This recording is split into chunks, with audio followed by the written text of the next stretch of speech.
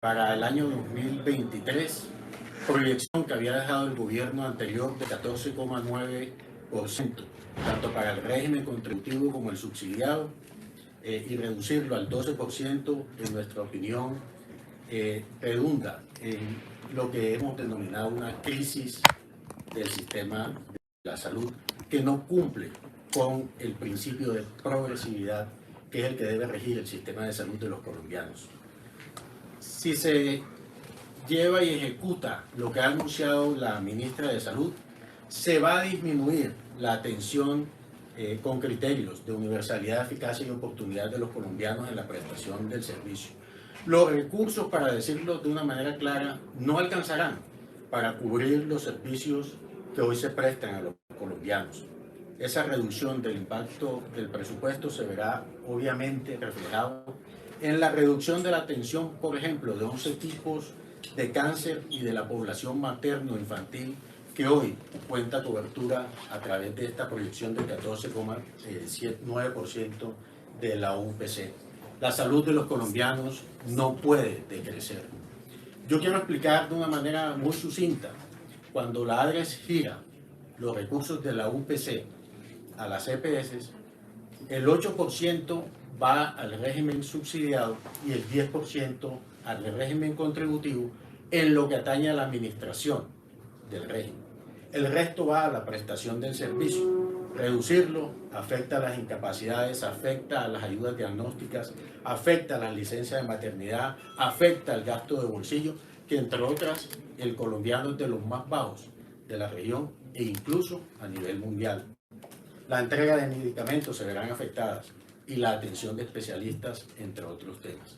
Si ustedes me lo permiten, doy el uso de la palabra a otros de nuestros compañeros para complementar el anuncio de nuestra bancada en el día de hoy. Muy buenos días a todos, un saludo especial de la misma manera.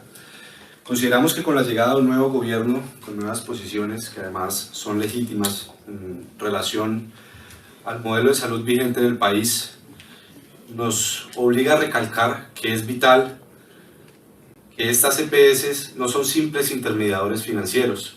Hoy estas organizaciones se encargan de la gestión poblacional, de conformar y de operar la red, de auditar y controlar la operación, de cuidar la sostenibilidad financiera y de garantizar la salud con excelentes resultados para toda la comunidad. Consideramos que se necesitan sanear todas las deudas que se tienen con las EPS, culminar con las obligaciones previas, permitiendo el pago correspondiente a todos los eslabones de la cadena, haciendo que los flujos lleguen a todo el sistema de manera ecuánime. Se debe garantizar inmediatamente el abastecimiento de los medicamentos para que los pacientes puedan continuar o iniciar sus tratamientos. El manejo de usuarios de las EPS liquidadas se debe manejar minuciosamente y contar con un tiempo prudencial para que las entidades receptoras puedan organizar la red y asegurar un acceso oportuno y no se atente contra la calidad de la prestación del servicio. Hoy en el país se siente un ambiente de incertidumbre, lo que ha generado que gran cantidad de usuarios acudan masivamente para adelantar sus procedimientos, que genera congestión en el acceso y en el agendamiento de las citas. Esto puede llegar a generar un colapso en el sistema. Y finalmente, como lo mencionaba mi compañero y senador, la reducción del presupuesto de la salud, no adjudicar los valores de las unidades de pago por cápita o UPC a las realidades económicas y sociales del país y del sector, simplemente hará inviable la operación, y esto generará que el sistema o los actuales jugadores del sistema no puedan presentar este sistema de manera oportuna. Bueno, muy buenas tardes para todos, un saludo para mis compañeros de bancada. Yo creo que hay que plantear dos cosas. En primer lugar, obviamente hay una preocupación a propósito de la eventual reforma a la salud, la futura reforma a la salud, cuyo texto no conocemos en este momento. Pero yo creo que la preocupación que tenemos el día de hoy primordialmente está relacionada con el financiamiento del sistema de salud. La señora ministra de la Comisión Séptima de Cámara de Representantes, como lo han indicado mis compañeros, básicamente indicó que, a diferencia de lo que ha ocurrido con todos los otros funcionarios que han pasado por esa comisión, estaba pidiendo menos recursos que los que había pedido su antecesor. El antecesor había dicho que se necesitaban 8.1 billones de pesos adicionales que se le sumaran al presupuesto o a la proyección inicial que había hecho el gobierno de Iván Duque. Y la ministra nos dijo en esa ocasión que no necesitaba 8.1 billones de pesos, sino 3.8. Y que adicionalmente eso había que sumarle 1.3 para los temas que ella está considerando que son relevantes en su programa de prevención. Lo que pasa es que, como decía el senador Honorio, la reducción más significativa se da en el caso de la unidad de pago por cápita, ¿cierto? De pago por capitación. Y en ese caso, básicamente está reduciendo 1.8 billones de pesos. Ustedes han visto que la inflación hasta este momento ya es de 10.84%, no ha terminado el año. Falta que se dé la discusión sobre el incremento del salario mínimo. Y todo indica que este elemento que es tan importante, que es como si fuera la prima del sistema de aseguramiento en salud, pues va a estar por debajo del incremento del salario mínimo. Eso en la práctica desfinancia el sistema de salud.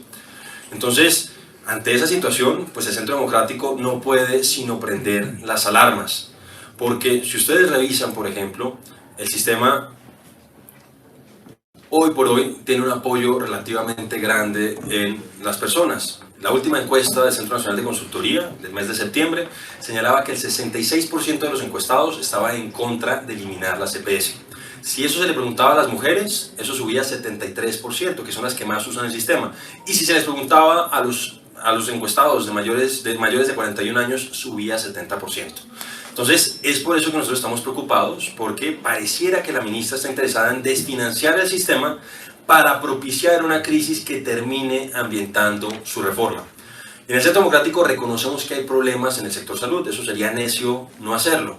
Entendemos que hay problemas a veces con el agendamiento de citas, entendemos que hay escasez de personal de salud, en particular de especialistas, sabemos que hay inequidades entre regiones en el país, pero así como reconocemos esos faltantes, reconocemos también los avances que ha tenido el sistema en los últimos 30 años.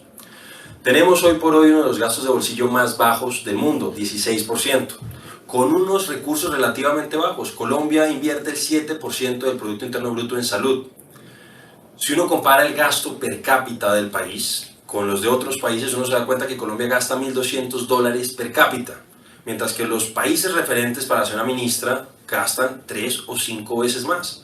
Entonces, ante esa situación es la que nosotros quisiéramos decirle a la señora ministra que piense en la salud de los colombianos, que no piense en sus prejuicios ideológicos. Yo creo que aquí tenemos que ser pragmáticos y ver de qué manera todos buscamos la manera en que se resuelvan estos problemas, porque la ministra básicamente está diciendo que excluyendo a las EPS, eliminando a las EPS del sistema, pues van a resolverse todos los problemas y que en cierta forma entregándole las funciones que hoy tienen esas promotoras de salud a los alcaldes y a los gobernadores, vamos a resolver los problemas de salud. Yo me permito disentir de esa aproximación y creo que por el contrario se pueden agravar. Entonces esa es realmente la preocupación, pedirle además a la ministra que amplíe el espectro de las personas con las que se está reuniendo. No puede ser que el gobierno de Gustavo Petro ya se haya sentado con las disidencias de las FARC, pero la ministra de Salud no se haya sentado todavía con los representantes de las EPS, no de cara a la reforma futura, sino como actores del sistema actual. Realmente es preocupante, vemos que están desfinanciando el sector salud en el marco de una crisis bastante compleja que se puede avecinar para el próximo año en términos económicos y con eso sentimos que están propiciando una crisis para ambientar una reforma. Muchas gracias.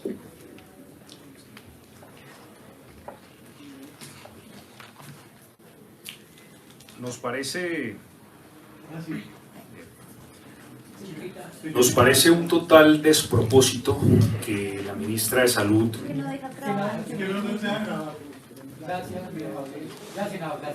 solicite al Congreso de la República la reducción presupuestal en 3 billones de pesos, cuando a portas de la apertura de la frontera con Venezuela hay una deuda significativa a la red de salud pública de Colombia por la atención de la población migrante. Es inaudito y además desconocemos cuál es la propuesta que tiene el gobierno nacional para poder atender el aumento de la atención que requieren los migrantes venezolanos a la red de salud pública de Colombia. Bueno, muchísimas gracias a todos por estar aquí. Si hay un bien público del que los colombianos nos debiéramos sentir orgullosos es nuestra salud. Y no lo digo yo, lo dicen los estudios internacionales. Lancet, The Economist, la Organización Mundial de la Salud han colocado el sistema de salud colombiano como uno de los mejores del mundo. Y entonces aparece el neocolonialismo de la ministra petrista Carolina Corcho, que nos viene a decir que hay que acabar con el sistema de salud para fundar uno mejor. ¿Y por qué digo que eso es neocolonialismo? Porque aquí lo que nos están diciendo es que nada de lo que hemos hecho sirve. Aquí no había nada hasta que llegaron ellos. Uno tiene que aprender a construir sobre lo construido. Y preocupan sobremanera las declaraciones de la ministra, donde dice que hay que propiciar una crisis para que la gente entienda que se necesita el cambio. Y entonces ustedes dirán, bueno, ¿cómo irá a ser esa crisis? Pues lo primero es desfinanciar el sistema, quitarle a las EPS la plata para que los servicios que le prestan a todos los colombianos empiecen a fallar. La UPC es lo que se pone por cada colombiano que utiliza servicios, más o menos 92.000 pesos. ¿Eso qué significa? Que si usted corta lo que le ingresa a las EPS, pues las EPS les pueden no alcanzar para cubrir lo que el plan de beneficios del sistema de salud nos tiene que cubrir. Le quitaron 1.88 billones de pesos. Pero además, cuando una sentencia judicial obliga a que se atiendan unas enfermedades huérfanas u otras enfermedades, a eso le quitó también otra cantidad de plata. Eso es propiciar la crisis. ¿Cómo va ella a buscar destruir el sistema de salud para poder imponer un sistema que nadie sabe si va a funcionar cuando tenemos uno de los mejores sistemas del mundo? Pero lo segundo que hay que decir, mire, es muy grave para Colombia que el sistema de salud no lo pongan en entredicho. Porque en las democracias, los mandatos que dan los electores no permiten la destrucción de todo, permiten que usted siga construyendo, que pueda proponer modificaciones, que pueda proponer mejoras, pero usted no puede salir a destruir lo que durante varias décadas Colombia lleva construyendo. La Ley 100 no surgió simplemente así, surgió de la experiencia que habíamos tenido del fracasado Seguro Social. Y lo que hemos transformado la Ley 100 desde entonces hasta ahora, pues son 30 años de trabajo que no se pueden despreciar. Y yo quiero concluir diciéndoles lo siguiente, miren, una democracia tiene que hacer respetar lo que como sociedad ha construido. Algunos dicen, es muy pronto para saber que el sistema de Petro de salud no va a funcionar. Pero yo quiero invitar a los colombianos a darse cuenta que ya se tomaron decisiones de desfinanciar, en mi opinión, maliciosamente el sistema para obligar a que haya una crisis y entonces después de esa crisis nos obliguen a cambiar. Y yo quiero recordarle a los colombianos que la crisis en la salud ya la vivimos y la superamos. Fue la pandemia del COVID. La ministra era de aquellos que decían que los colombianos no íbamos a estar vacunados para el 2023. La ministra era la que decía que el sistema de salud no iba a poder atender el reto que supuso la pandemia. Y lo cierto es que nuestro sistema de salud pudo y lo hizo bien. Y en los estándares, por ejemplo, de Bloomberg, quedamos de 12 en el mundo en la atención a la pandemia. Y yo creo que eso debiera ser motivo de orgullo para los colombianos, para cualquier gobierno, porque los bienes públicos nos pertenecen a todos. Y termino diciendo lo siguiente, que la mezquindad no le vuelva a dar lecciones al gobierno Petro, que le dijo no a la hoja de vida de un ministro sobresaliente como el ministro Ruiz, que podría ser el presidente director de la Organización Panamericana de la Salud, porque no les gustaba la ideología. Y terminamos eligiendo uno de Brasil, de ideología de derecha, porque es del presidente Bolsonaro, pero que no es colombiano. Yo creo que la patria, nuestra Colombia, tiene que estar por encima de todos, y la salud de los colombianos por encima de los caprichos de una ministra. Bueno, muchas gracias para todos. Yo creo, senadora Paloma, que ese momento en el cual el sistema de salud, la salud de los colombianos estaba en zozobra, hoy vuelve a tener ese mismo valor. El sistema de salud está en zozobra, y no solamente por los anuncios que hace la ministra frente a su reforma de salud, como nuestros compañeros hoy lo establecen, sino que además de eso también se están mirando esas consecuencias en la reforma tributaria. Tenemos un artículo de la reforma tributaria que pretende aumentar el impuesto de renta del 20 al 35% en las zonas francas.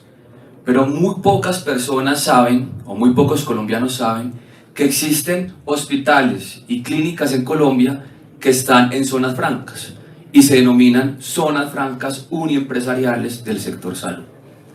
Si nosotros aumentamos del 20 al 35% el impuesto de renta para esas zonas francas uniempresariales de salud, pues prácticamente estas clínicas, como el Nogal, como el Hospital Fundación San Vicente en el municipio de Río Negro, pues quedarían en un momento, en una situación supremamente grave en el tema de las finanzas, porque no podrían importar esos elementos, esas herramientas tecnológicas que han venido importando durante todo este tiempo, y no podrían estar a la vanguardia en los temas de salud y en los tratamientos de salud que han sido ejemplo para todos los colombianos, incluso para el mundo. Algunas personas pueden establecer que es que la regulación de la zona franca uniempresarial de salud es diferente a las zonas francas generales, y que por ende ese artículo del 20 al 35% solamente se le va a aplicar a las zonas francas en general. Pero en este momento de zozobra, con los anuncios y con las intenciones de este gobierno y la ministra, yo sí le pido al gobierno del presidente Petro, a nuestros congresistas en la Comisión Tercera, que en ese artículo explícitamente quepa la excepción de que el impuesto de renta del 20 al 35% quedan exceptuadas, valga la redundancia, las zonas francas uniempresariales del sector salud, porque si no vamos a acabar con 15 clínicas y hospitales en 10 departamentos de Colombia.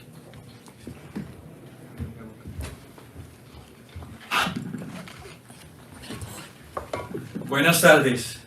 Queremos aprovechar este espacio también para hacerles una invitación muy especial. El próximo domingo 2 de octubre se cumplen 6 años del plebiscito por la paz que lamentablemente el gobierno Santos nos robó en las urnas, y al menos desde el Centro Democrático no vamos a olvidar esa afrenta e invitamos a toda la ciudadanía para que se haga presente en el Hotel Tequendama a partir de las 9 de la mañana, porque vamos a reflexionar sobre lo que fue ese atentado a la democracia, vamos a honrar a nuestros héroes de la fuerza pública que por estos días están desmoralizados y de brazos caídos por los anuncios de este gobierno, y vamos a definir cuál es el curso de acción también que el Centro Democrático va a tomar para el año entrante para defender el sistema de salud, para defender el régimen pensional, para defender la honorabilidad de la fuerza pública y para defender a todos los colombianos. Así que les agradecemos que nos ayuden a difundir esa convocatoria. Gracias. ¿Alguna pregunta, algo? Citación a debate de la ministra, no. Sí, lo vamos a radicar. Ya está radicado un debate, por lo menos en la Comisión Séptima de Cámara de Representantes, y ya fue aprobada la proposición, ya fue aprobado el cuestionario. En principio, lo que ha dicho el presidente de Cámara es que habría un debate en Comisión Séptima de Cámara el próximo 11 de octubre, martes 11 de octubre. Lo mismo en Senado. Ya está firmado por varios, no solo Centro Democrático, varios partidos se han sumado a la citación a la ministra de Salud. ¿Alguna otra pregunta? Muchas gracias. Muchas gracias.